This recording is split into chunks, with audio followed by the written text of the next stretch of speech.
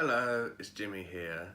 Today I just wanted to do a short video about something that I've been seeing on Twitter but that I haven't seen much of or any of on YouTube or particularly BookTube. So I thought I'd make a short video about it and see if we can get the conversation rolling a little bit. So this week is Reading Africa Week.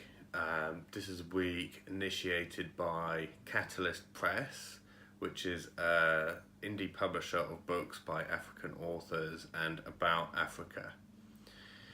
And this week, so we're most of the way through it, I think. I think it goes up till the 8th of December. And this week people on Twitter are talking about African books they've read or they're reading at the moment that they like or that they are planning to read or would like to read.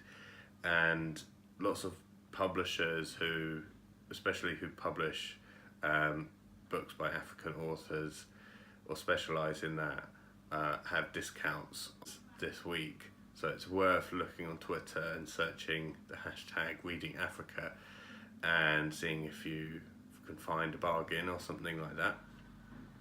So this year I've read two books by African authors, both by Nigerian authors, and I'm going to talk about them more properly in a couple of my what I read in 2018 videos that will be coming up, but I'll just mention them. So the first one was Welcome to Lagos by Chibundu Onuzo, which I listened to on audiobook. I definitely recommend listening to it because the person who reads it is great at doing all the different voices, and that brings a lot of the characters through.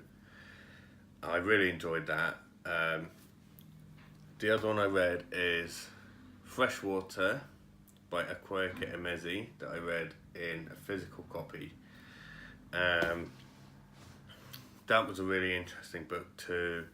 It's a lot more sort of emotionally and structurally complicated, so there'll be a lot to talk about in my video where I talk about that. And just one TBR book for this Reading Africa. I'm probably not going to read it this week or even this month, but I'm hoping to read it soon. It's called These Bones Will Rise Again by Panashe Chigumadzi. She is a Zimbabwean born and South African raised writer, and that book is about it's building off of the very recent history in Zimbabwe. So in November last year, 2017, there was a kind of a mini coup where the military, supported by a huge amount of the public, forced Robert Mugabe out of office after being the president of Zimbabwe for decades. And so I think it looks at that recent history and talks about some of the earlier history of Zimbabwe, especially through the lens of some of the people and communities who are underrepresented in other histories of Zimbabwe.